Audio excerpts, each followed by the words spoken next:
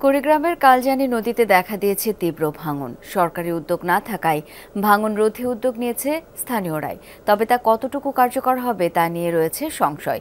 এদিকে এই খাতে জরুরি ভিত্তিতে বরাদ্দ নেই পানি উন্নয়ন বোর্ডের, মিলেছে কেবল আশ্বাস। শ্রীলঙ্কা আবারও রপ্তানিতে শীর্ষে। দুধকুমারের শাখা নদী কালজানি 4 মাস ধরেই আগ্রাসী, ভাঙছে কুড়িগ্রামের নানা স্থাপনা। ভুরুঙ্গামারীর সীমান্তবর্তী শিলখুড়ি ইউনিয়ন জুড়েই চলছে ভাঙন। দক্ষিণ ধলডাঙ্গা গ্রামের অবস্থা সবচেয়ে ভয়াবহ। এরই মধ্যে 3 শতাধিক ঘরবাড়ি সহ গ্রামটির প্রায় 5 একর ফসলি জমি বিলীন হয়েছে।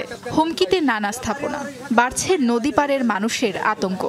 2 জায়গা থেকে বাড়িঘর ভেঙে নিয়ে এলাম, এখন নদীর কিনারে আছি। এখন বাহি মানুষগুলো যে অবস্থা আছে, একটা চাল তুলে থাকার মতো উপযুক্ত নাই। আমার 3 বিঘা জমি মেলা দিন ধরে ভাঙতেছে, 8-10 দিন ধরে ভাঙতেছে, ভাঙ্গা 2 বিঘা শেষ।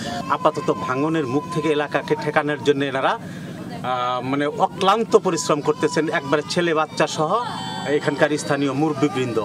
স্থানীয়রা বলছেন, পানি উন্নয়ন বোর্ডকে বিষয়টি দফায় দফায় জানিয়েও কাজ হয়নি। এ অবস্থায় বসত ভিটা রক্ষায় নিজেরাই উদ্যোগ নিয়েছেন, স্বেচ্ছাশ্রমে ফেলছেন বালুর বস্তা।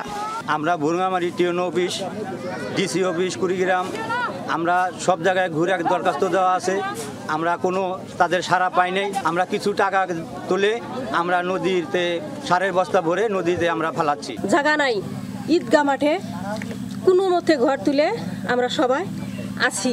নদীর এই পারে 3টি বিজেপি ক্যাম্প রয়েছে, 3টি প্রাথমিক বিদ্যালয় রয়েছে, একটি গুচ্ছগ্রাম, 4টি বাজার।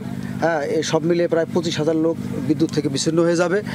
ভাঙনের বিষয়টি অজানা নয় পানি উন্নয়ন বোর্ডের। প্রকল্পের মাধ্যমে টেকসই কাজের আশ্বাস দিয়ে দায় সারলেন নির্বাহী প্রকৌশলী। দীর্ঘ এলাকা জুড়েই ভাঙনটি আছে। আমরা এখানে পরবর্তীতে কোনো প্রকল্প নেওয়া যায় কিনা সেই বিষয়টি আমরা বিবেচনা করতেছি। শিলখুড়ি ইউনিয়নে প্রায় 30,000 মানুষের বাস। নানা স্থাপনার পাশাপাশি হুমকিতে বিজিবির বিওপি ক্যাম্পও।